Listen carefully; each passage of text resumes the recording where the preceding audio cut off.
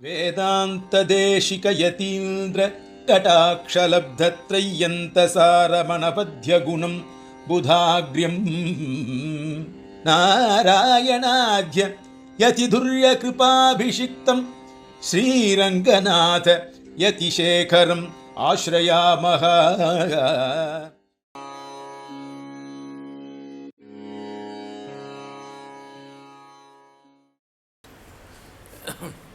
நாட்டேரி கிடாம்பி ஸ்ரீவல்லவன் இவர் லகு சித்தாந்தத்தை சாதிக்க போகிறார்.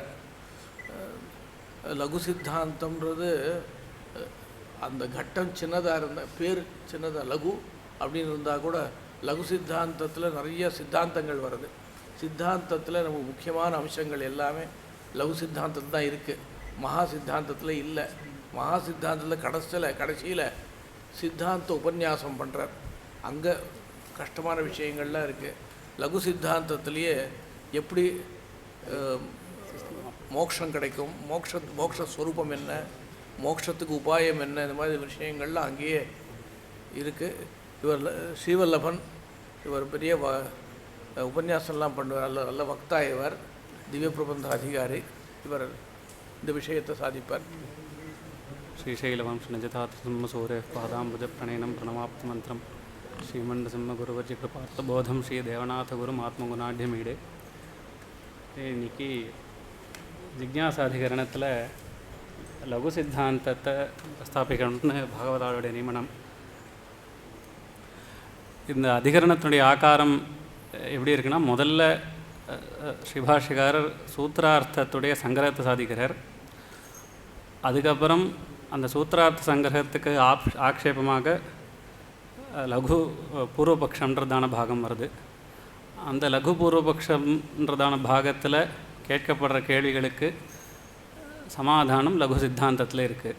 அதனால் இந்த லகு சித்தாந்தத்தை நம்ம சரியாக அனுபவிக்கணும்னா அதுக்கு முன்னாடி லகு பூர்வபக்ஷத்தில் என்ன இருக்குன்றத சங்கிரமாக தெரிஞ்சுக்கணும். சுவாமி எனக்கு சாய்க்கச்சே 40 நிமிஷம் டைம் சொல்லியிருந்தார். அதனால் 10 நிமிஷம் இந்த முன்னாடி இருக்கிற பாகங்களை சங்கரமாக சொல்லிவிட்டு அதுக்கப்புறம் லகு சித்தாந்த பாகத்தை விஞ்ஞாபிச்சுக்கிறேன். அதாதோ பிரம்ம ஜிக்ஞாசான்றது சூத்திரம். அங்கே அத சப்தத்துக்கு அத்ராயம் அத சப்தா ஆனந்தரியே பவதி அப்படின்ற பாஷ்யம். அத அப்படின்னா பிறகுன்னு அர்த்தம். எதற்கு பிறகு அப்படின்னால் கர்ம விசார அனந்தரம், கர்ம விசாரத்திற்கு பிறகுன்னு அர்த்தம்.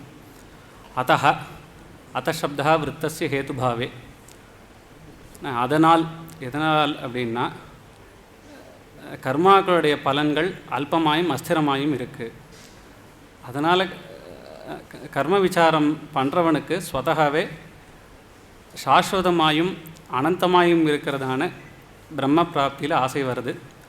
அதனால் அவன் பிரம்ம ஜிக்ஞாசை ஆரம்பிக்கிறான். அதீத சாங்க சசிரஸ்க வேதஸ்ய அல்ப அஸ்திரபல கேவல கர்மஜானத்தையா சஞ்சாத மோக்ஷாபிலாஷஸ்ய அனந்தஸ்திரபல பிரம்ம ஜிக்ஞாசாகி அனந்தரபாவினி அப்படின்றது பாஷ்ய பங்கி. அதாவது கர்மாவுக்கு பலன்கள்லாம் அல்பமாயும் அஸ்திரமாயும் இருக்கிறதுனால அவனுக்கு ஸ்வதகாவே பிரம்ம விசாரத்தில் ஆசையானது உண்டாருதுன்றது இந்த பங்கிக்கு அர்த்தம்.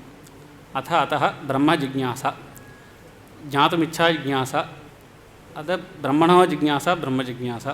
அவனுக்கு பிரம்மத்தை அறிவதில் விருப்பமானது ஏற்படுறது. இங்கே ஸ்ரீபாஷ்யக்காரர் அங்கே என்ன கிரமம் சாதிக்கிறார் அப்படின்னா, முதல்ல ஒரு புருஷனானவன் சுவாத்தியாயோ அத்தியேதவ்யன்ற விதியை அனுசரித்து அத்தியனமானதே பண்ணுறான். அந்த வித்தியமானது சாங்க வேதாத்தியனமாக அமைகிறது. அவன் சாங்க வேதாத்தியனம் பண்ணுறதுனால அவனுக்கு கர்மாக்கள் விஷயமான ஒரு ஆபாத்த பிரதீதி ஏற்படுறது. கர்மாக்கள் விஷயமான ஆபாத்த பிரதீதி தான் இருக்குது. சம்சய விபரியங்கள் இல்லாமல் அவன் கர்மாவை சம்பூர்ணமாக தெரிஞ்சுக்கணுன்றதுக்காக கர்ம விசாரம் பண்ண ஆரம்பிக்கிறான். கர்ம விசாரம் பண்ண அப்புறம் அவனுக்கு என்ன தெரிகிறது, வேத வாக்கியங்கள் இந்த மாதிரிலாம் இருக்குது. அந்தவதேவ அஸ்யதத் பவதி, ப்ளவாக்கியேதே அதிருடா யஜ்ஞரூபாகான முதலான வாக்கியங்கள்லாம் பராமர்சிக்கிறான். அந்தவதேவ அப்படின்னா முடிவுறும் தன்மையை கொண்டதாகவே இருக்கிறது. கர்மாக்களுடைய பலன்கள் எல்லாமே முடிவுறும் தன்மையை கொண்டதாகவே இருக்கிறது. ப்ளவாக்கியேதே அதிருடா யஜ்ஞரூபாக, ஏதே யஜ்ஞரூபாக அதிடாக ப்ளவாக, திடத்தன்மை இல்லாமல் இருக்குது. இந்த யஜ்ஞம் முதலான பலன்களுக்கு, யஜ்ஞம் முதலான கர்மாக்களுடைய பலன்கள்லாம் திருடம் இல்லாமல் இருக்குது. அதனால் இவனுக்கு கர்மாவுடைய பலன்கள்லாம் அல்பமாயும் அஸ்திரமாயும் இருக்குன்னு தெரிஞ்சுக்கிறான்.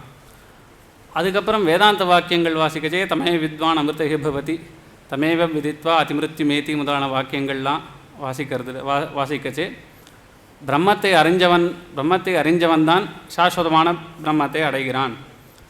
தமேவ மதித்வா அதிமிருத்யுமேதி மிருத்யும் அத்தியேத்தின்னு அர்த்தம். அவனை அறிந்ததால் மட்டுமே அவன் இந்த சம்சாரத்தை கடக்கிறான். இந்த மாதிரி வாக்கியங்கள்லாம் வாசிக்கச்சே அவனுக்கு என்ன கர்மாக்கள்னால பலன் இல்லை, பிரம்ம விசாரத்துக்கு தான் பலன். அதனால் அவன் மோட்சத்தை அடையிறதுக்கான விருப்பம் வருது. அதனால் அவன் பிரம்ம விசாரத்தில் எழுகிறான். இது சூத்திரத்துடைய சங்கிரகமான அர்த்தம். அங்கே கடைசியில் பாஷ்யக்காரர் சொல்லிச்சு, இந்த கர்ம மீமாம்சா பிரம்ம மீமாம்சான்றது ரெண்டு பாகங்களும் வாஸ்தவத்தில் ஒன்றுத்துக்கு ஒன்று தொடர்ச்சி தான். அதாவது கர்ம விசாரம் பண்ணச்சே கர்மாக்கள்னால சாஸ்வதமான பலன் இல்லைன்னு தெரிகிறது. அதுக்கு அனுவருத்தமாக பிரம்ம விசாரத்தையும் பண்ணுகிறான். ஆனால் அந்த கர்ம விசாரம் பிரம்ம விசாரன்றது தனித்தனி சாஸ்திரம் கிடையாது. ரெண்டும் சேர்ந்து பூர்வ மீமாம்சா உத்தர மீமாம்சான்னு சேர்த்து ஒரே சாஸ்திரம்தான் அப்படின்றது பாஷ்யக்காரருடைய சித்தாந்தம். அங்கே இந்த அத சப்தகான்னு முதல்ல பார்த்தோம் இல்லையா, அந்த அத சப்த விசாரம் தான் இங்கே லகு சித்தாந்தத்தில் பண்ண போகிறார். அதாவது பூர்வ மீமாம்சைக்கு அப்புறம், அதாவது கர்ம விசாரத்துக்கு அப்புறம் பிரம்ம விசாரம் அப்படின்றதான அந்த அம்சத்தில் தான் இப்போது மேற்கொண்டு இந்த கிரந்தம் லகு பூர்வபக்ஷம் சித்தாந்தமும். அப்போது அதுக்கப்புறம் லகு பூர்வபக்ஷமானது ஆரம்பிக்கிறது. லகு பூர்வபக்ஷத்தில் என்ன சொல்கிறார், இது சங்கர மதத்தினுடைய சாரம் தான் இந்த லகு பூர்வபக்ஷம். அங்கே என்ன சொல்கிறார், நீங்கள் சொல்கிற பூர்வ விருத்தமானது சரி வராது. பிரம்ம ஜிக்ஞாசா எதேவ நியமேன அபேட்சதே ததேவ பூர்வவிருத்தம் வக்தவ்யம் ந தர்ம விசாராபேட்சா பிரம்ம ஜிக்ஞாசாயாக அதிகித வேதாந்தஸ்ய அனதிகித கர்மணோப்பி வேதாந்த வாக்கியார்த்த விசாரோபத்தேகே. அதாவது பிரம்ம விசாரம் எதை நியமேன அபேட்சிக்கிறதோ, நியத்தமாக அபேட்சிக்கிறதோ அதை தான் பூர்வவிருத்தம்னு சொல்லியாகணும். ஒருத்தன் கர்ம விசாரம் பண்ணாமலேயே பிரம்ம விசாரத்தில் அவனுக்கு ஆசையானது உண்டாகிறதுக்கு வாய்ப்பு இருக்குது. ஏன்னா அவனுக்கு அந்தவதேவாசிய தத் பவதி ப்ளவாக்கிய திருடா யஜ்ஞரூபாக இந்த வாக்கியங்கள்லாம் பார்த்தாலே அவனுக்கு தெரிகிறது கர்மாக்களுக்கு பலனானது சாஸ்வதம் இல்லாமல் தான் இருக்குது. அப்போ அவன் வேதாந்த விசாரம் பண்ணாமலேயே பிரம்ம விசாரத்தில் எழியலாமே. அப்போ நீங்கள் சொல்கிற பூர்வவிருத்தம், அதாவது பூர்வ மீமாம்சா வாசித்த பிறகு பிரம்ம விசாரம் பண்ணணுன்றதான உங்களுடைய மதமானது சரியாக வரலையேன்றது கேள்வி. அதை தான் ஃபுல்லாக அந்த லகு பூர்வபக்ஷத்தில் சம்பூர்ணமாகவே இந்த விஷயம்தான் வருது. அந்த லகு பூர்வபக்ஷ விஷயத்தை சங்கிரகித்து ஸ்ருதப்பிரகாஷிகையில் 2 ஸ்லோகம் இருக்குது. விரோதாத் அப்பிரமாணத்வாத் சித்தசுத்யுபயோஜனாத் ஞானமாத்திர ஹேதுத்வஸ்ருதேஹே சாமர்த்தியத்தோபிச்ச ஞானமாத்திரஸ்ய ஹேதுத்வஸ்ருதேஹே சாமர்த்தியத்தோபிச்ச சமாத்யங்ககதாம் நாட்டாத் நதி கர்ம சமுச்சயः ஸ்ரவணாதிக்ரமோன்னித்ர வாக்கியஜா தீர் விமோச்சிகா. அரே இங்கே ந தி கர்ம சமுச்சயன்றது விசேஷம். அதாவது இங்கே 6 ஹேத்துக்கள் சொல்லப்படுறது. இங்கே 6 ஹேத்துக்கள்னால பிரம்ம விசாரத்துக்கு முன்னாடி கர்ம விசாரம் பண்ணணும்னு சொல்கிறதான உங்களுடைய மதமானது சரியாக இல்லை, நோப்பபத்தியதே. அதை நம்ம மதத்தை வாழ சொல்கிற தி கர்ம சமுச்சயன்னு சொல்கிறோம். அதாவது பாஷ்யக்காரருடைய அபிப்பிராயம் என்னென்னா, உபாசனமானது கர்மானுஷ்டானத்தை எதிர்பார்க்கிறது. கர்மானுஷ்டானம் மூலமாக அவனுக்கு விரோதி பாப்பங்கள், அதாவது பிரம்ம பிராப்தி விரோதி பாப்பங்கள்லாம் கழியிறது. அதனால் அவனுக்கு தர்ஷன சமானாகாரமான அந்த துருவானுஸ்மிருதி ஏற்படுறது. அதனால் பக்தி யோகம் நிஷ்பத்தியாகி அவன் பெருமாளை அடைகிறான். இது பாஷ்யக்காரருடைய சித்தாந்தம். அது தீகர்ம சமுச்சயவாதம்னு சொல்கிறா. அந்த தீகர்ம சமுச்சயவாதம் சரியாக வராதுன்றது இந்த ஸ்லோகம். அதுக்கு 6 ஹேத்துக்கள் சொல்ல போகிறார். முதல்ல சொல்கிறது விரோதாத், கர்மணாம் அனித்திய பலத்தையா விரோதா அப்படின்றது ஸ்ருதப்பிரகாஷிகை.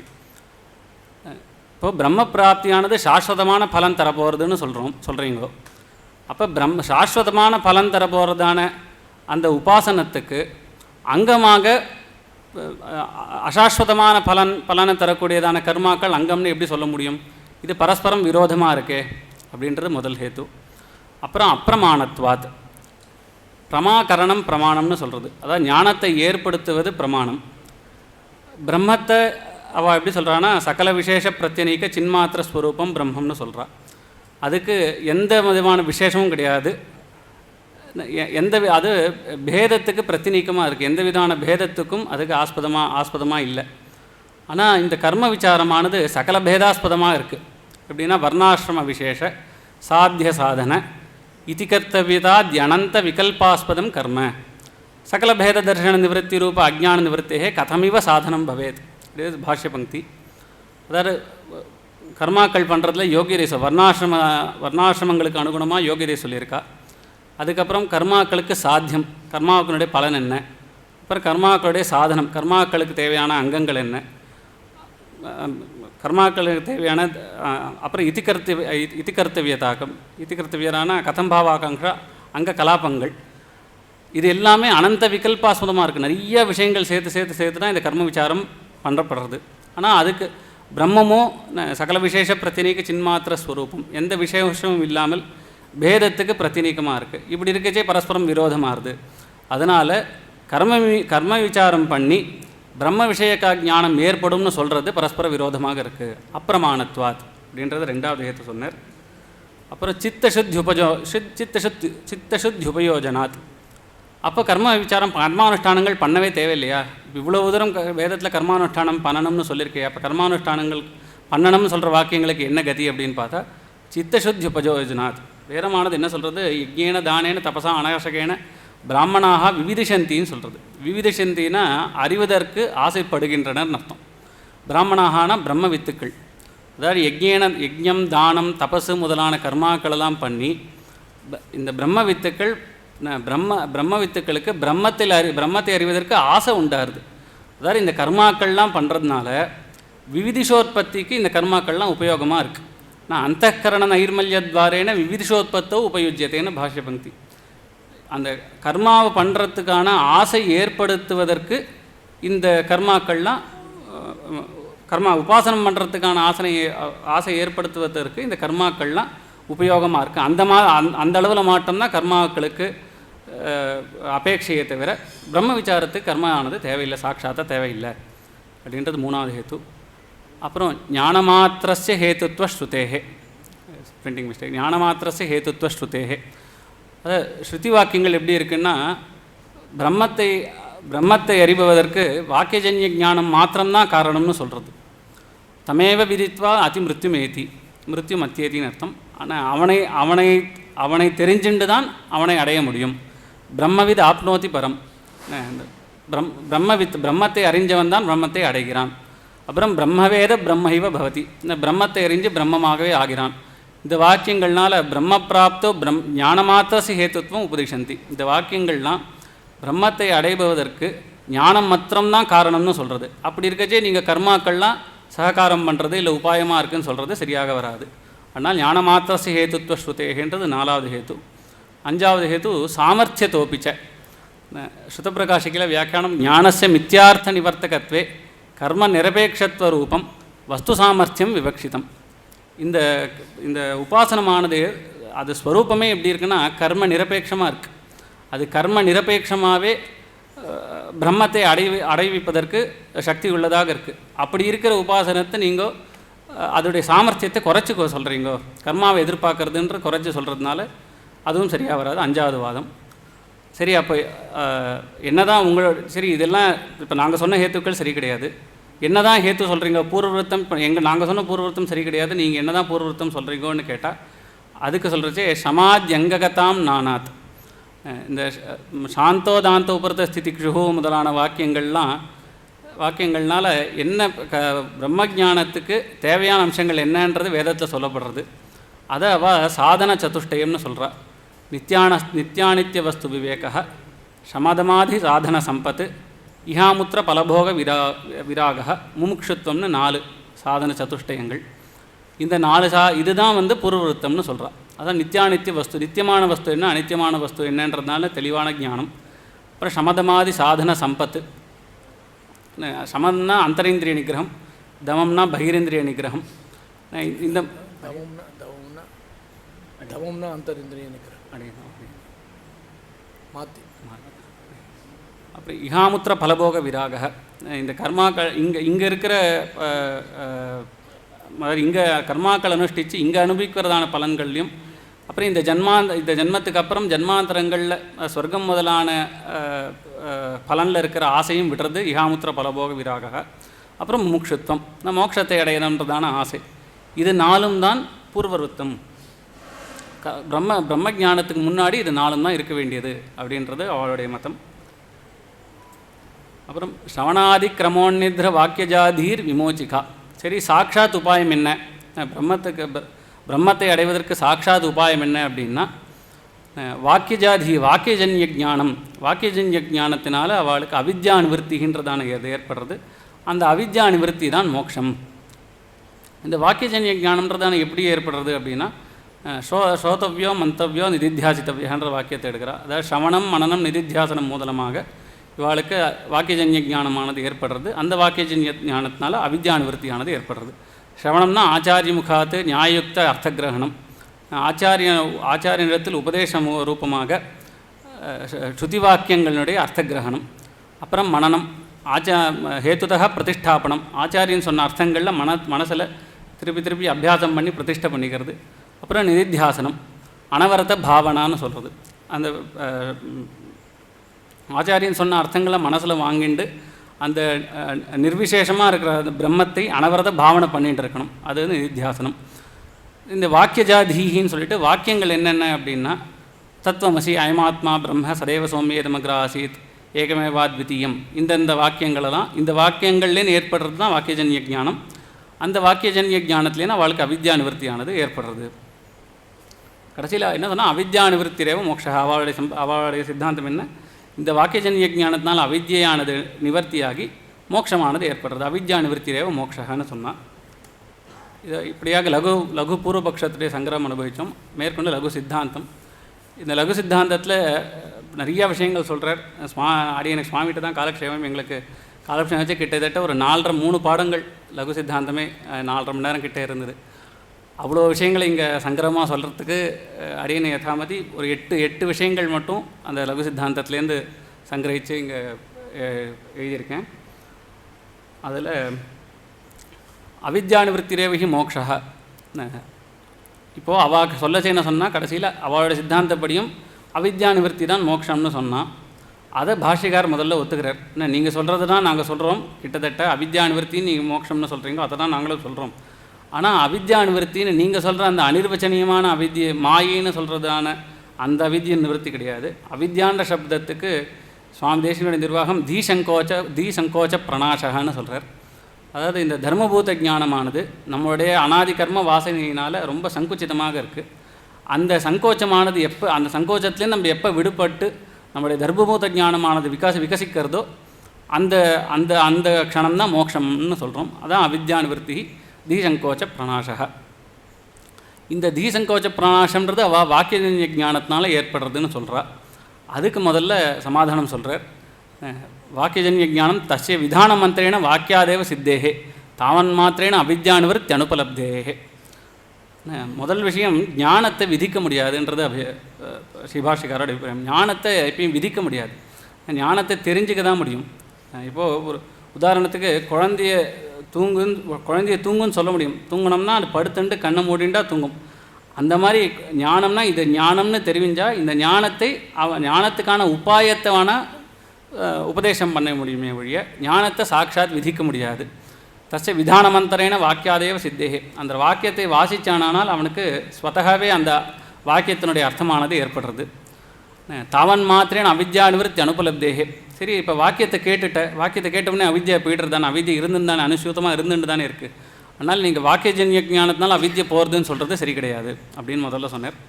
அதுக்கு அவள் எதிர்த்து கேள்வி கேட்டால், பேதஜான நிவர்த்தி ந தோஷாய துச்சந்திர ஜான அனிவர்த்திவத்து அப்படின்றது கேள்வி. இப்போது பேதஜானமானது தொடர்ந்து இருந்துன்னு தான் இருக்குது அப்படின்னு பாஷிகார் அதை வாக்கியஜன்ய ஞானத்தினால அவித்யை போலையேன்னு கேட்டால் அவள் சொன்னால், ஆமாம் அனுவர்த்தமாக தான் இருந்துன்ட்ருக்கும். ஏன்னா பேதஜானமானது இருந்துன்ட்ருக்கு. இப்போது ஒருத்தனுக்கு கண்ணில் தோஷம் இருக்குது, அவன் தோஷத்தினுடைய கண்ணோடைய சந்திரனை பார்க்கச்சு 2 சந்திரன் இருக்கிறதா அவனுக்கு தெரிகிறது.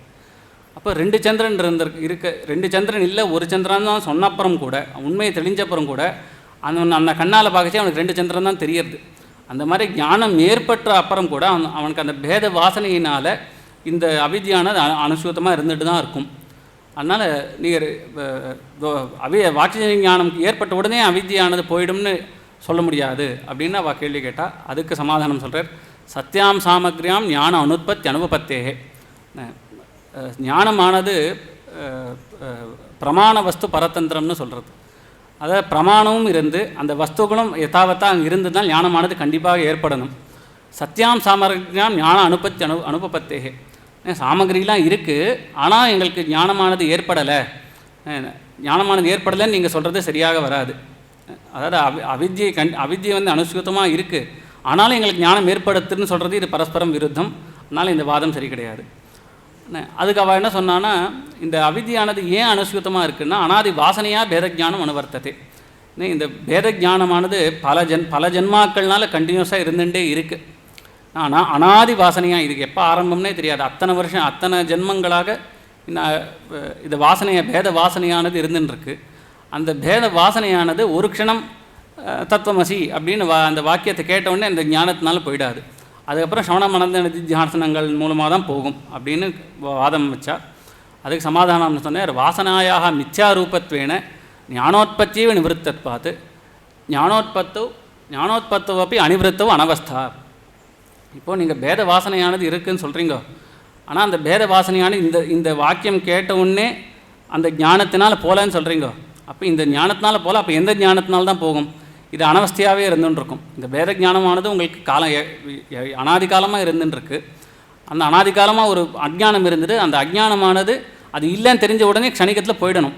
அது போகாது அப்படின்னு சொன்னோம்னால் இதுக்கு அனவஸ்தை தான். இது எவ்வளோ வாட்டி இந்த ஞானம் தத்துவமசின்னு எவ்வளோ நீங்கள் அதில் அபியாசம் பண்ணாலும் அந்த பேத வாசனையானது இருந்துட்டு தான் இருக்கும். அதனால் உங்கள் வாதம் சரி கிடையாதுன்னர். சரி, அப்போது உங்கள் மற்ற ரீதியாக த்விச்சந்திர ஞானஸ்தலே காகதிகி அப்படின்னு கேள்வி. அப்போது அதாவது தோஷமானது இருக்கச்சே அந்த 2 சந்திரன் தெரியறதுன்றது இருந்துட்டு தானே இருக்குது. அப்போ அதுக்கு என்ன பதில் அப்படின்னால், அப்போது சொல்லச்சே பாஷையார் சொல்கிற அந்த தோஷமானது பாரமார்த்திகமான தோஷம். அந்த கண்ணில் இருக்கிற தோஷம் இருக்கே, அந்த திமிராதி தோஷங்கள் பாரமார்த்திகமாக இருந்துருக்கு. பாரமார்த்திகமாக இருக்கிற தோஷமானது ஞானத்தினால போகாது. அஜ்ஞானம்தான் ஞானத்தினால போகுமே ஒழிய பாரமார்த்திகமாக இருக்கிற யதாவத்தாக இருக்கிற தோஷம் ஞானத்தினால போகாது. அதனால் ஞானமாத்தியத்துவ அபாவக. ஆனால் அந்த ஸ்தலத்துலேயும் ஒன்றும் விரோதம் இல்லை. அப்புறம் என்ன கடைசியாக என்ன முடிக்கிறார் இந்த இடத்துல அப்படின்னா, கதாச்சிதபி ஞானோத்பத்தி நசேத்யதி பேதவாசனாயாக அனாதிகால உபசித்தத்வேன அபரிமிதத்வாத் தத் விரோதி பாவனையாக அல்பத்வாத். இப்போ சொன்ன விஷயந்தான். இந்த பாவனையானது அதாவது தத்துவமசின்ற வாக்கியத்தினால தெரிகிற இந்த ஞானமானது க்ஷணிகமாக இருக்குது. அந்த பேத வாசனையாக பலகாலமாக இருந்துருக்கு. ஆனால் அந்த பலகாலமாக இருக்கிற பேத வாசனையும் இந்த க்ஷணத்தில் சொல்கிற இந்த வாக்கியஜன்ய ஞானத்தினால போகிறதுன்னு சொல்கிறது சரியாக வராது அப்படின்ற முதல் விஷயத்தை முடிச்சார். அப்போ ரெண்டாவது ஞான சப்த தாத்பரியம். இந்த ஸ்ருதி வாக்கியங்களில் இந்த ஞானம், உபாசனம், வேதனம் இந்த மாதிரி சப்தங்கள்லாம் அடிக்கடி வெவ்வேறு இடங்கள் வெவ்வேறு உபயோகத்தில் வந்துட்டுருக்கு. அதுக்கெலாம் என்ன அர்த்தம் அப்படின்னு பார்த்தா பாஷிகாரர் சாதிக்கிறார். தியான உபாசனாதி சப்தவாச்சியம் ஞானம் வேதாந்த வாக்கியி விதிச்சிதம். அதாவது வேதாந்த வாக்கியங்களில் ஞானம்ன்றது அந்த சப்தத்துக்கே தியானம் உபாசனம் தான் அர்த்தம். ஏன்னா பல இடங்களில் ஸ்ருதி காமிச்சு கொடுத்துருக்கு. ஓமித்ய ஆத்மானம் தியாயத விஜ்ஞாய பிரஜாம் குர்வீத ஆத்மானவே லோகம் உபாசீத சோன்வேஷ்டவிய ச விஜிஜாசித்தவிய அணுவித்ய விஜானாதி. இதில் முதல்ல ஓமித்ய ஆத்மானம் தியாயத்தை ஆத்மாவை உபாசனம் பண்ணுன்னு விதிச்சிருக்கு. விஜ்ஞாய பிரஜாம் குர்வீத பரபிரம்மத்தை தெரிஞ்சுண்டு பிரஜாம் குர்வீத உபாசனத்தை அனுஷ்டிக்கணும்னு சொல்லியிருக்கு. அதுக்கப்புறம் ஆத்மானமேவ லோகம் உபாசீத இந்த லோகத்தை பரமாத்மாவுடைய சரீரமாக உபாசனம் பண்ணுன்னு சொல்லியிருக்கு.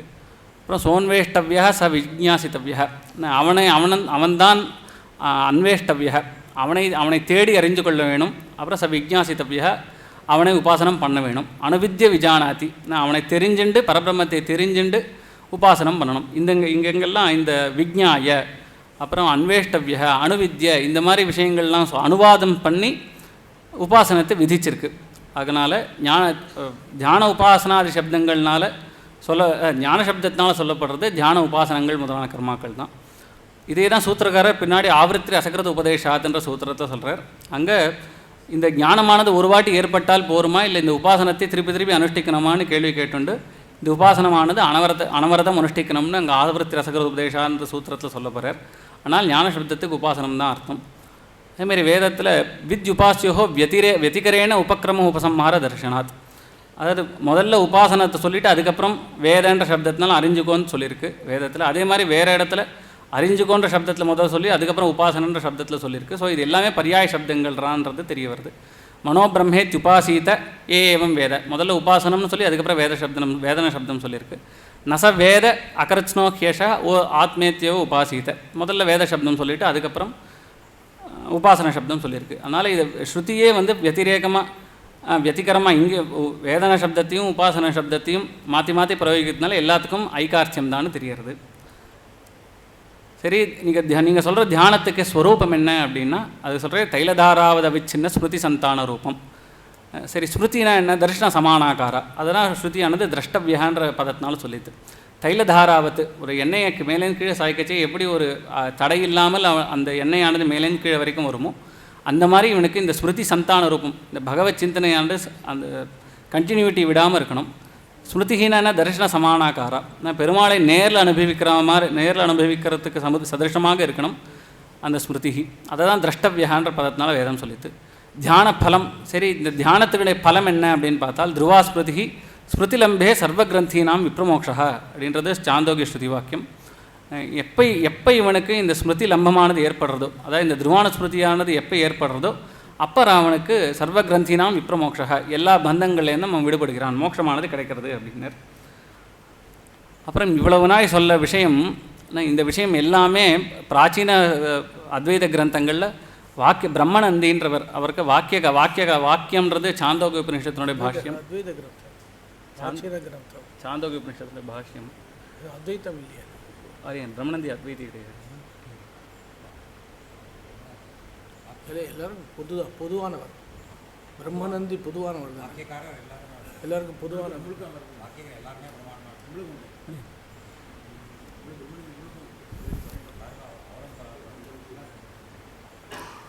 வாக்கியாரர் என்ன சொல்கிறாருன்னா, இந்த பாஷகாரர் இவ்வளோ நாய் சொல்கிற அதே விஷயத்தை தான் சொல்கிறார். இந்த ஞானம்ன்ற சப்தத்துக்கு வேதனம் உபாசனம் தான் அர்த்தம். வேதனம் உபாசனம் சியாத் தத் விஷய ஸ்ரவணாத்ன்ற அவருடைய வாக்கியம். அதே மாதிரி அவரும் ஒரு வாட்டி பண்ணால் போருமான்னு பூர்வபக்ஷம் வச்சுட்டு அதுக்கப்புறம் சித்தந்த உபாசன சப்தாத், அதாவது தர்ஷபூர்ண மாதத்துக்கு எப்படி பிரயாஜங்கள்லாம் ஒரு வாட்டி பண்ணால் போருமோ அந்த மாதிரி உபாசனத்துக்கு அங்கமாக கர்மானுஷ்டானம் தான் ஒரு வாட்டி பண்ணால் போருமேன்னு சொன்னால் இல்லை, கிடையாது. சித்தந்த உபாசன தாத்து, உபாசனமானது சாஸ்திரமாக பண்ணிட்டு இருக்கணும். அப்புறம் உபாசனம் சியா துருவானுஸ்மிருதி தர்ஷனாத் நிர்வச்சனாச்ச, உபாசனத்தை தான் மோட்சத்துக்கு உபாயமாக ஸ்ருதியும் ஸ்ருதிகளும் சொல்லிகிட்டு இருக்குன்றது வாக்கியகாரன் சொல்கிறார். அதுக்கப்புறம் கேவல உபாசனசிய ஆத்ம பிராப்தி அனுபாயத்துவம். சரி, இப்போ உபாசனம் நேரடியாக, அதாவது சாட்சாத்தாக ஸ்வதக தனியாகவே பிரம்ம பிராப்தி ஏற்படுத்துமா அப்படின்னால் இல்லை. கர்மானுஷ்டான சககிருதமாக இருக்கிற உபாசனம் தான் பிரம்ம பிராப்தியை ஏற்படுத்தும். அதே மாதிரி இந்த உபாசனமானது சாட்சாத்தாக பகவானை அடைவித்திராது. பெருமாளுடைய பிரீத்தி இருந்தால் மட்டுமே, அதாவது பெருமாளை பக்தி பூர்வகமாக பிரீத்தி பண்ணி அந்த பிரீத்தி ஏற்பட்டது பகவான் தான் இவனை ஸ்வீகரிக்கிறான். இந்த உபாசனமானது சாட்சாத் உபாயம் கிடையாது. அது விஷயத்தை சொல்கிறார். நாயமாத்மா பிரவச்சனேன லப்ய ந மேதையான பகுணாஸ்ருதேன எமேவைஷ விருணுதே தேன லப்ய தசைஷ ஆத்மா விருணுதே தனும் ஸ்வம் எமேவ ஏஷ விருணுதே, அதாவது யாரை இந்த பரமாத்மாவான ஸ்வீகரிக்கிறானோ தேன லப்ய அவனால் தான் இந்த பரமாத்மாவான அடையப்படுகிறான். தசைஷ ஆத்மா விவருணத்தே தனுஸ்வாம், அவனுக்கு தான் பெருமாத்மா தன்னுடைய ஸ்வரூபத்தை காண்பித்து கொடுக்குறார். அதுதான் பகவத்கீதையிலே தேஷாம் சததயுக்தானாம் பஜதாம் பிரீத்திபூர்வகம் ததாமி புத்தியோகம் தம் ஏனமாம் உபயாந்திதே. ஆனால் பெருமாளை பக்திபூர்வமாக யார் உபாசனம் பண்ணுறாளோ அவளுக்கு தான் பெருமாள் ததாமி புத்தியோகம் தம், இந்த புத்தியோகம்னா தர்சன சமானாக்காரமான இந்த உபாசனத்தை தலை கட்டுறார் அப்படின்றது பகவானே சாதிக்கிறார். ஸ்ருதியிலையும் நானிய பந்தாயனாய் வித்தியரே பக்தியாத் வனன்யா சக்கியா பக்தியா லப்யத் வனன்யான்னு இந்த மாதிரி வாக்கியங்கள்னால பக்தி ஸ்மிருதி வாக்கியம் நானிய பந்தாயனாய் பக்தியாத் வனன்யா சக்கியா பக்தியா லப்ய ஸ்மிருதி வாக்கியம் ஸ்ருதி ஸ்மிருதி வாக்கியங்கள் அறியன். ஸ்ருதி ஸ்மிருதி வாக்கியங்களையும் பக்தியினால தான் பரமாத்மாவை அடைய முடியும். இந்த உபாசனமானது சாட்சாத் உபாயம் இல்லைன்றது சொல்லியிருக்கார். அப்புறம் சாதன சப்தகம் அவகாசம் சொல்லு சங்கேபம். சாதன சப்தகம் அவள் வந்து பூர்வவருத்தமாக சொல்கிறது சாதன சத்துஷ்டயம், சாந்தோதாந்த உபரத ஸ்திதிக்ஷுன்றதான சாதன சத்துஷ்டயம்னு சொன்னான். அதுதான் பூர்வவருத்தம்னு சொன்னான். ஆனால் பாஷை என்ன சொல்கிறது, அது பூர்வவருத்தம் கிடையாது, அது வேதாந்த அத்தியனத்துக்கு பூர்வபக்ஷம், இது உபாசனத்துக்கு பூர்வவருத்தம். இது இந்த சாதன சப்தகமானது உபாசனத்துக்கு பூர்வவருத்தமாக இருக்குது, உபாசனத்துக்கு உபகாரமாக இருக்குது. அது இதுவும் வாக்கியக்காரர் தான் சொல்கிறேன். தல்லப்திர் விவோக விமோகாபியாச கிரியா கல்யாண அனவசாத அனோத்தர்ஷேபிய சம்பாவனான் நிர்வச்சனாச்ச. அதில் விவேகன்னா அன்னசுத்தி விவேகன்னு சொல்கிறது. அதில் ஜாத்தியாசிரிய நிமித்த அதிருஷ்ட அதாவது அன்னசுத்திலேயே 3 சொல்லியிருக்கார். ஜாதி துஷ்டமாக இல்லாமல் இருக்கணும். ஜாதி துஷ்டம்னா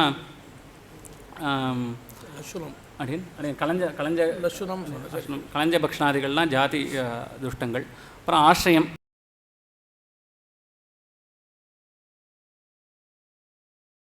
அப்புறம் நிமித்தம்னா கேசபத்தினம் இல்லை கேசபத்தனம்.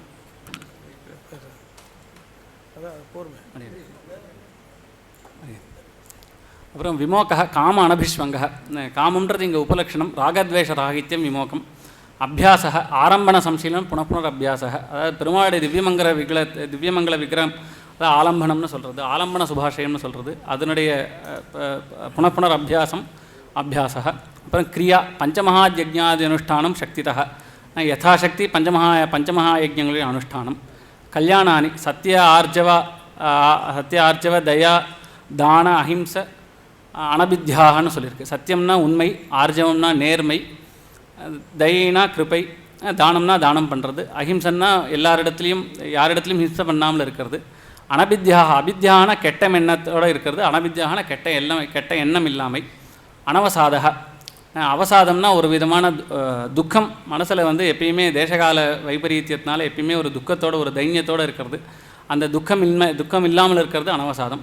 அனுத்தர்ஷனா அதி சந்தோஷன்றது அனுத்தர்ஷ. எப்பயுமே ரொம்ப ஒரு சந்தோஷத்தோடையும் இருக்கக்கூடாது, மனசை பிரசன்னமாக வச்சுட்டு சாந்தமாக வச்சுக்கணும். இது இந்த 7 சாதன சப்தகம்னு சொல்கிறது. இந்த சாதன சப்தகங்கள் உபாசனத்துக்கு உபகாரமாக இருக்குது அப்படின்றத சொன்னார். அப்புறம் 7வது விஷயம் கர்மனாம் உபாசனாங்கத்துவம். சரி, இப்போது கர்மாக்களில் பலன்கள்லாம் அந்தந்த கர்மாக்களில் பலன் நிறையா சொல்லியிருக்கு. இப்போ தர்ஷபூர்ணமாசாபியாம் சொர்க்க காமோ விஜயத்தை, சொர்க்கத்தை உத்தேசித்து தர்ஷபூர்ணமாசமானது பண்ணணும்னு சொல்லியிருக்கு. அப்போது இங்கே சொல்லச்சே அப்போது இந்த கர்மாக்கள்லாம் உனக்கு பிரம்ம விசாரத்தில் உபாசன அனுஷ்டானத்துக்கு உபகாரமாக இருக்குதுன்னு சொல்கிறீங்க. இப்போ பலன் ஒன்று இருக்குது, ஆனால் நீங்கள் சொல்கிற உத்தேசியமானது வேறு ஒன்று இருக்குது, பரஸ்பரம் விரோதம் இருக்கேன்னு கேட்டால் அப்போது பாஷிகாரர் சொல்கிறார் அனபிசம்மித பலம். அதாவது பலத்தில் அபிசந்தி இல்லாமல் இந்த கர்மாக்களை அனுஷ்டானம் பண்ணணும். பலத்தில் அபிசந்தி இல்லாமல் இந்த கர்மானுஷ்டானங்களை பண்ணால் அது உபாசனத்துக்கு அங்கமாகும். பலத்தில் அபிசந்தியோடு ஆசையோடு பண்ணால் அந்த பலனானது அவனுக்கு கிடைக்கும். அதனால் பரஸ்பரம் விரோதம் இல்லை. அதை தான் சொல்கிறார். வித்யாம்ச அவித்யாம்ச எஸ்தத்வேத உபயம்சக அவித்யா மிருத்யும் தீத்வா வித்யா அமிர்தம் அஷ்ணுதே. இந்த அவித்யான இந்த இடத்துல வர்ணாசிரம தர்ம விகித கர்மாக்கள்னு அர்த்தம். அந்த வர்ணாசிரம விகித கர்மானுஷ்டானங்களை அனுஷ்டித்து அவன் மிருத்யும் இந்த சம்சாரத்தை அதை ஞானோத்பத்தி விரோதி பிராச்சீன கர்மாக்களை நிரசனம் பண்ணி அமிர்தம் அஷ்ணுதே மோட்சத்தை அடைக்கிறான். சரி, இந்த பாப்பமானது எப்படி போகிறதுன்னா அதுக்கு தான் சொல்கிறார். அனபிசம்மித பலேன அனுஷ்டிதேன தர்மேன தன் நிரசனம் தர்மேன பாப்பம் அமிர்தத்தின்னு ஸ்ருதி வாக்கியம். இந்த பலத்தில் ஆசை இல்லாமல் அவன் பண்ணானால் இவனுக்கு பிராச்சீனமாக வந்துருக்கிற இந்த கர்மாக்களானது ஒழியும். அந்த கர்மாக்கள் ஒழிஞ்சு அவனுக்கு அது உபாசனத்துக்கு உபகாரமாக அமையும். இது லகு சித்தாந்தத்தோட உபசம்ஹாரம். அதாவது பிரம்ம பிராப்தி. இது இவ்வளோதாகி என்ன விஷயத்தை சொல்கிறாரு அதை சங்கிரகமாக கடைசியில் ஸ்ரீபாஷ்யக்காரர் சாதிக்கிறார். பிரம்ம பிராப்தி சாதனம் ஞானம் சர்வாசிரம கர்ம அபேட்சிதம். இந்த பிரம்ம உபாசனத்துக்கு தேவையான ஞானம் இருக்கே அது சர்வ ஆசிரம கர்ம அபேட்சிதம். அது எல்லா ஆசிரம கர்மாக்களை எல்லாத்தையும் எதிர்பார்த்து தான் இருக்குது. அதாவது வர்ணாசிரமத்துக்கு அனுகுணமாக அந்தந்த வியக்தி அந்தந்த கர்மாக்களை பண்ணி தான் ஆகணும். அது எல்லா கர்மாக்களையும் அபேட்சித்து தான் இந்த உபாசனமானது இருக்குது. அத்த அபேட்சித கர்மஸ்வரூப ஜானம் கேவல கர்மணாம் அல்ப அஸ்திர பலத்வ ஜானம் ச கர்ம மீமாம்சா அவசயமிதி. இப்போ இப்போ ஆரம்பம் என்னென்னா அதசப்த விசாரம் தான் ஆரம்பம். ஏன் கர்ம மீமாம்சைக்கு அப்புறம் பிரம்ம விசாரம் பண்ணணுன்றது தான் கேள்வி. அது ஏன் அப்படின்னா அபேட்சித கர்ம ஸ்வரூப ஞானம். இந்த கர்மாவுடைய ஸ்வரூபத்தில் யதார்த்த ஞானம், சம்சய விபரியங்கள், ஆபாத பரித்தீத்தின்னு இல்லாமல் சம்சய விபரியங்கள் இல்லாமல் ஞானமானது ஏற்படணும். அதே மாதிரி கேவல கர்மனாம் அல்பாஸ்திர பலத்வ ஞானம். இந்த கேவல கர்மாக்களுக்கு பலன் அல்பமாயும் அஸ்திரமாயும் இருக்கின்றதான இந்த விஷயம் தெரிஞ்சுக்கிறதுக்கு கர்ம மீமாம்சா அவசியம். கர்ம மீமாம்ச விசாரம் கண்டிப்பாக பண்ணி தான் ஆகணும். சைவ அபேட்சிதா பிரம்ம ஜிக்ஞாசாயாக பூர்வவருத்தா வக்தவ்யா. அதனால் இந்த பிரம்ம உபாசனத்துக்கு முன்னாடி இந்த கர்ம விசாரமானது கண்டிப்பாக பண்ணி தான் ஆகணும். பிரம்ம ஜிக்ஞாசைக்கு முன்னாடி கர்ம விசாரம் பண்ணி தான் ஆகணும். அதை தான் பூர்வவருத்தமாக சொல்லணும் அப்படின்னு சொல்லி இந்த லகு சித்தாந்தத்தை உபசம்ஹாரம் பண்ணுறார். இதாக கல்யாண ஸ்ரீமதே வெங்கடேஷ. ஸ்ரீவல்லபன் லகு சித்தாந்த மொத்தத்தையும் சங்கிரகமாக சொல்லிட்டார். எல்லா விஷயத்தையும் சங்கிரகமாக சொல்லிட்டார். இதில் அபாதிதமாயும் சொன்னார். இதில் ஒன்று ரெண்டு விஷயங்கள் நம்ம விசாரம் பண்ண வேண்டியதாக இருக்கலாம். இப்போது பாஷ்யத்திலே கடைசியில் நித்தியானித்திய வஸ்து விவேகாதிகள்லாம் பூர்வவருத்தமாக ஆக முடியாது. நித்தியானித்திய வஸ்து விவேகம்ன்றது பிரம்ம விசாரம் பண்ண அப்புறம் தெரியும். பாமதிகாரர் என்ன சொன்னார், நித்தியானித்தியோ வசந்தீதி நித்தியானித்திய வஸ்தூனின்னு சொல்லி நித்தியத்துவ அனித்தியத்துவ இந்த சப்தத்துக்கு அர்த்தம் என்ன சொல்ற, சத்தியத்துவ அசத்தியத்துவ நித்தியத்துவ அனித்தியத்துவ இந்த மாதிரி ரீதியாக நித்தியானித்திய வஸ்து விவேகம்ன்ற சப்தத்துக்கு அர்த்தம் சொன்னார். பாஷ்யக்காரர் என்ன சாதிக்கிறார்னா, நித்தியானித்திய வஸ்து விவேகம்ன்றது எப்போ வரும்? விவேகம்னா பிரித்து தெரிஞ்சுக்கிறது, நிச்சயன்னு தெரிஞ்சுக்கிறது. அது பிரம்ம விசாரம் பண்ணாதானே தெரியும் அப்படின்னு சாதிச்சிருக்கார். அப்புறம் இந்த பிரியதம ஏவகி வரணீயோ பவதி எஸ்யாயம் நிர்திசய பிரியா சயேவாசிய பிரியதமான்னு ஒரு வாக்கியம் இருக்குது பாஷ்யத்தில். அந்த வாக்கியத்தை அடைய சேர்த்து சொல்கிறேன். ஏன்னா எமை வைஷவருணத்தே தேன லப்யான யார் அவனை வரிக்கிறானோ, யார் மேலே அவன் பிரீத்தி வைக்கிறானோ அவனுக்கு மோட்சத்தை கொடுக்குறான்னு அப்படின்னா நம்ம இங்கிலீஷில் சொல்லுவோம் ஹேண்ட் பிக்காக ஒருத்தர் கூட்டு உனக்கு மோட்சம், இந்த உனக்கு மோட்சம் அப்படிலாம் கிடையாது. அது பக்ஷபாதம் வந்துடுமே. அதுக்கு தான் என்ன பண்ணார் ஸ்ரீபாஷ்யக்காரர், பிரியதம ஏவகி வரணீயோ பவதி எஸ்யாயம் நிர்திசய பிரியா சயேவாசிய பிரியதமோ பவதி.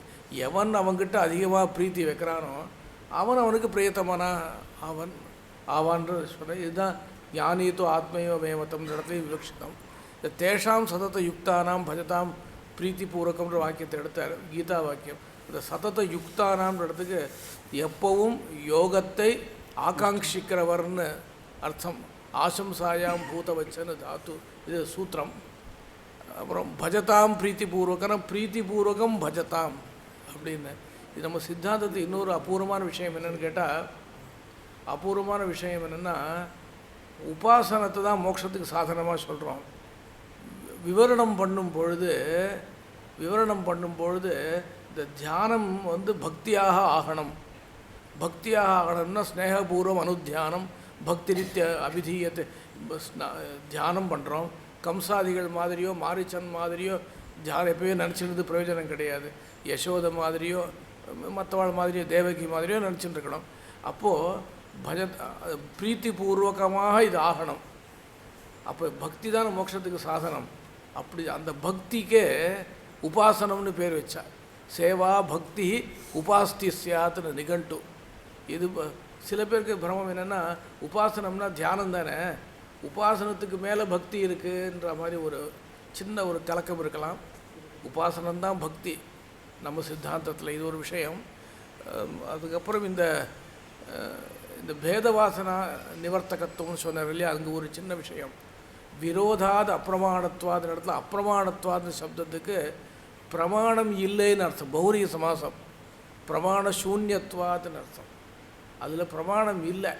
இது பேதவாசனையே உண்டு பண்ணுற இந்த அஜ்ஞானம் இருக்கே என்ன, அது பேதவாசனையை உண்டு பண்ணுற கர்மங்கள் பேதவாசனையே உண்டு பண்ணுற கர்மங்கள், செயல்கள், அனுஷ்டானங்கள், இது பேதவாசனா நிவர்த்தி ரூபமான மோட்சத்துக்கு எப்படி அனுகுணமாக ஆகும். இந்த இடத்துல நதீகர்ம சமுச்சயன்ற இடத்துல பிரம்ம பிராப்திக்கு விரோதியான பாபங்களை கர்மாக்கள் போக்குறதுன்னு பூர்வபக்ஷம் இல்லை. ஞானோத்பத்தி விரோதியாக இருக்கிற, ஞானம்னா உபாசனம், உபாசனத்துக்கு விரோதியாக இருக்கிற தேசிகனோட திருவள்ளம் இதுதான். ஏன்னா சன்னிபத்தியோபகாரகம்னு தத்துவமுக்தா கலாபத்தை சாதிச்சுட்டார். அதாவது ஞானத்துக்கு விரோதியாக இருக்கிற பாப்பத்தை தான் இந்த கர்மங்கள்லாம் அக்னிஹோத்திராதி கர்மாக்கள்லாம் போக்கும் அப்படின்னு. இன்னொரு விசேஷம் என்னென்னா தமேதம் வேதானுவச்சரேனன்னு வாக்கியம் இருக்குது. அந்த வாக்கியத்தை விசாரம் பண்ணும்பொழுது பாஷ்யத்தில் கிரகஸ்திய ஆசிரம கர்மாபேட்சான்னு தான் ஆரம்பிச்சிருக்கார். பாஷ்யத்தில் கிரகஸ்தன் தன்னுடைய ஆசிரம கர்மங்களை செய்துதான் உபாசனத்தை நிர்வர்த்திக்க முடியும், அதாவது முடிக்க முடியும் அப்படின்னு அங்கே இருக்குது. ஆனால் இங்கே பாஷ்யத்தில் சர்வாசிரம கர்மாபேட்சம் அப்படின்னு அர்த்தம். கிரகஸ்தனுக்கு அப்படி, பிரம்மச்சாரிக்கு இப்படி, யதிகளுக்கு அப்படி, எல்லாருக்கும் அவளுக்கு ஆசிரம தர்மங்கள் இருக்கும் இல்லையோ, அந்த தர்மத்தை அபேட்சிச்சு இதுதான் உபாசன நிஷ்பத்தி ஆறுதுன்னு இந்த இடத்துல அர்த்தம். இந்த துருவா ஸ்மிருதி இந்த மாதிரி சப்தங்களுக்கெல்லாம் கடைசியாக ஒரு விஷயம் சொல்லிவிட்றேன். இந்த லகு சித்தாந்தம் தெரிஞ்சுக்க வேண்டிய விஷயம், இந்த நம்ம சித்தாந்தத்தில் எதை விதிக்கிறார், ஸ்ருதி எதை விதிக்கிறது, மோட்சத்துக்கு சாதனமாக எதை விதிக்கிறது, தியானத்தை விதிக்கிறதா மனநத்தை விதிக்கிறதா அப்படின்னு கேட்டால், ஆத்மாவாரே திரஷ்டவியோ ஸ்ரோதவியோ மந்தவியோ நிதித்தியாசித்தவியான்ற இடத்துல நிதித்தியாசித்தவியா திரஷ்டவியான் ரெண்டு பதத்தினாலேயும் சேர்ந்து தரிசன சமானாகாரமான தியானம் விதிக்கப்படுறது. இது ஒரு அபூர்வமான விஷயம். ரெண்டு பதத்தினாலேயும் சேர்ந்து ஒரு விதானம். இதை மீமாம்சையில் சொல்லுவா என்னென்னா, ரெண்டு பதத்தினால் ஒரு விஷயத்தை விதிக்க முடியுமா? ரெண்டு தவ்ய பிரத்தியம் இருக்குது, நிதித்தியாசி தவ்யா திரஷ்டவ்யா, ரெண்டு தவ்ய பிரத்தியம் இருக்க அப்படின்னு கேட்டால், அதுக்கு நம்ம பெரியவாளுடைய நிர்வாகம் அப்படின்னு கேட்டால் பார்த்தசாரதி மிஸ்ரரை ஆசிரயிச்ச நிர்வாகம் என்னென்னா, அக்னையே பத்திகிருத்தே புரோடாசம் அஷ்டாகபால நிரோபத்தி என்ன அந்த இடத்துல அக்னையே பத்திகிருத்தேன்னு ரெண்டு சதுர்த்தி இருக்குச்சே கூட ஒரு தேவத்தை தான், பத்திகிருத்தான அக்னி தேவத்தை.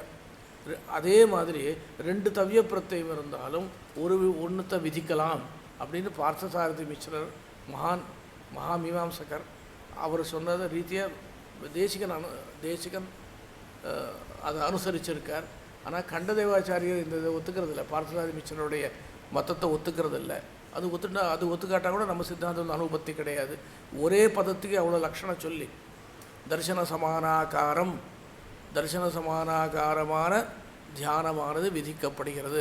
அப்படின்னா என்ன அர்த்தம்னா, இவன் தியானம் பண்ணிகிட்டே இருக்கிறவன் எப்போ பார்க்குற மாதிரி யாருதோ அந்த நிலையை கொண்டு வர வரைக்கும் விதி இருக்குது. அப்போ தான் பாப்பங்கள்லாம் போகும்னு சாதிச்சிருக்கார். ரொம்ப அற்புதமாக எல்லா விஷயத்தையும் சங்கிரகித்து விஜாபிச்சார் இவர்.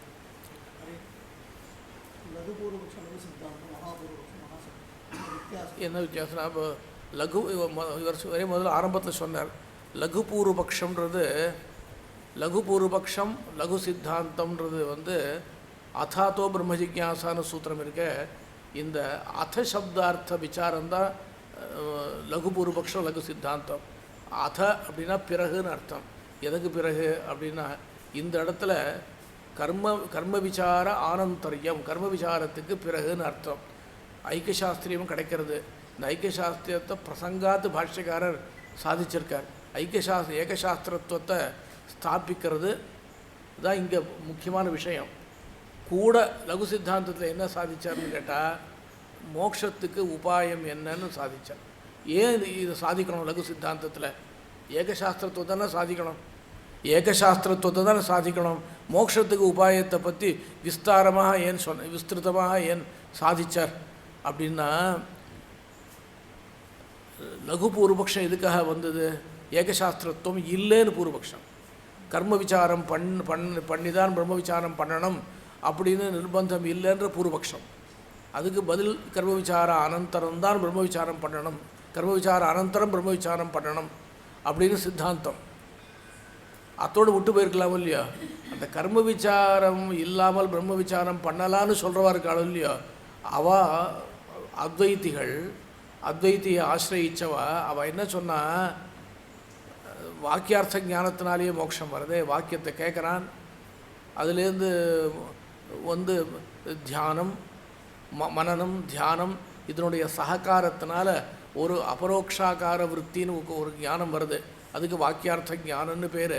அதனாலேயே மோட்சம் வருதுன்னு சொல்லலாமே அப்படின்னு கேள்வியை கேட்டுண்டு அதனாலலாம் மோட்சம் வராதுன்னு பிரசங்காத்து சாதித்த விஷயம் சுசித்தாந்தத்தை ஸ்தாபித்தார். மகாபூர்வபக்ஷம் மகா சித்தாந்தம்னு என்னன்னு கேட்டால், அத்வைதிகளுடைய கிரந்தங்களில் சாங்கர பாஷ்யம், விவரணம் முதலான கிரந்தங்களில் அங்கங்கே சொல்லியிருக்கிற விஷயங்களை எல்லாத்தையும் ஒன்றா எடுத்து அவளுடைய சித்தாந்தங்கள், அவளுடைய பிரமேயங்கள் என்ன ஞாபகம் வச்சுக்கணும். அவளுடைய பிரமேயங்கள்னால் இப்போது அவித்யா, அவள் சொல்கிறது அவளுக்கு நம்ம சரீரி பாவம்னு சொல்கிறோம், அபரியோசான விற்த்தின்னு சொல்கிறோம். இது நமக்கு அசாதாரணமான விஷயம்.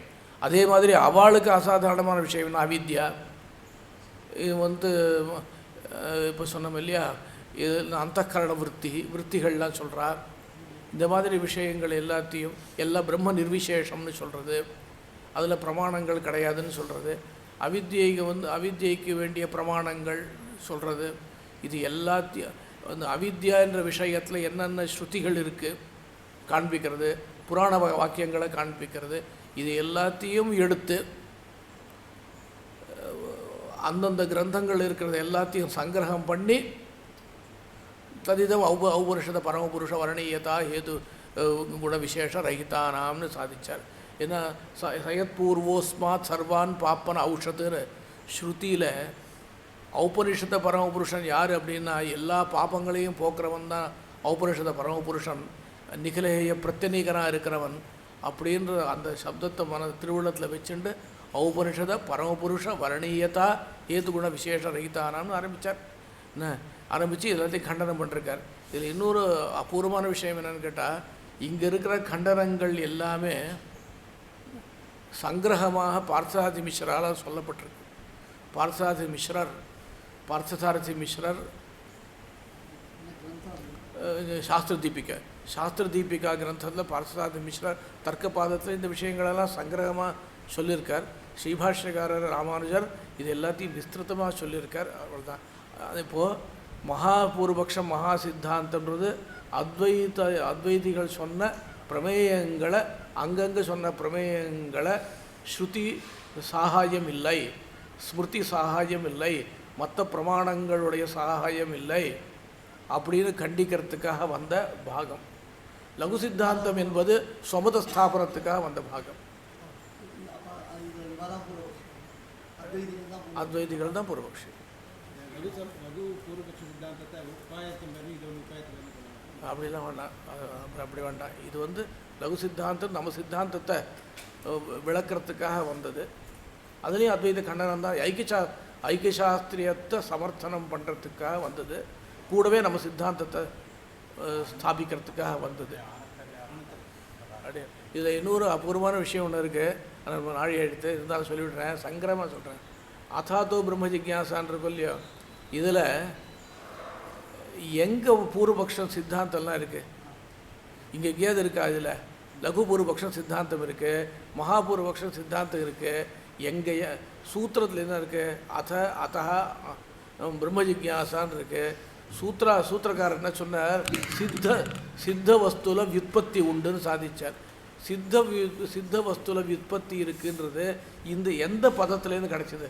அதாத்தோ பிரம்ம ஜிக்யாசான்னு எந்த பதத்தில் கிடச்சிதுன்னு ஒரு சந்திரிகான்ற கிரந்தத்தில் மத்வாச்சாரியர் அவருடைய பிரதான வம்சத்தில் வந்தவர் வியாசதீர்த்தர் கேட்டிருக்கார், எந்த பதத்தில் சித்தே வியுற்பத்தின்னு சொல்லப்பட்டிருக்கு? அத சப்தத்தில் இல்லை. அதன்னு சப்தத்துக்கு கர்ம விசார அனந்தரம்னு அர்த்தம், அத சப்தத்துலேயும் இல்லை. அப்படி ஒரு கேள்வி கேட்டிருக்கார். இதுக்கு சமாதானம் க்ஷமிச்சுக்கணும், சொல்லிவிடுறேன். இதுக்கு சமாதானம் என்னன்னு கேட்டால் ஸ்ருத பிரகாஷிகாச்சாரியர் சாதிச்சிருக்கார். இந்த அதன்ற சப்தத்துக்கு என்ன அர்த்தம்னா கர்ம விசாரானந்தரம், அப்புறம் அத்தः கர்ம விசாரஸ்ய பூர்வவர்த்தத்வாத் ஹேதோ இப்படின்னு நம்ம சொல்கிறோம். ஸ்ருத பிரகாஷிகாச்சாரியர் என்ன பண்ணியிருக்கார், இப்போ ஸ்ரீபாஷ்யக்காரரே தீபத்திலையோ சாரத்திலையோ சாதிச்சிருக்கார். அதன்ற சப்தத்துக்கு கர்ம விசார ஜனித கர்ம விஷயக்க ஆபாத பிரதீதி உத்தரம், அப்புறம் அப்படின்னு அர்த்தம். அது மட்டும் அர்த்தம் இல்லை, கர்ம விசார ஜனித கர்ம விஷயக்க, தப்பாக சொல்லிட்டேன், கர்ம விசார ஜனித கர்ம விஷயக்க நிர்ணய சஹி, விசாரம் பண்ண அப்புறம் நிர்ணயம் வரணுமே, விசார ஜனித கர்ம விஷயக்க நிர்ணய உத்தரம் பிரம்ம விஷயக்க ஆபாத பிரதீத்தே உத்தரம் ரெண்டும் ஆயிடுறது. பிரம்ம விஷயகமான ஆபாத பிரதீதி, கர்ம விஷயகமான நிர்ணயம், கர்ம விஷயக நிர்ணய சகித பிரம்ம விஷயக ஆபாத பிரதீத்யுத்தரம் அப்படின்னு அர்த்தம். பிரம்மன்றது சித்தந்தான், அதை யாருக்கும் கேள்வியே கிடையாது. அது என்ன அனுஷ்டானம் என்ன, பிரம்ம விஷயக ஆபாத பிரதீத்தின்னு இருக்கும் இல்லையா, ஆபாத பிரதீத்தினா பிரம்ம விஷயக சப்தஜன்ய பிரதீத்யுத்தரம். பிரம்ம விஷயகமான சப்தஜன்ய பிரதீத்தின்னு சித்தே வியுற்பத்தி இருந்தால் தானே வரும். வியுற்பத்தினா சக்தி கிரகம், சக்தி கிரகம் இருந்தால் தான் பிரதீத்தி வரும்.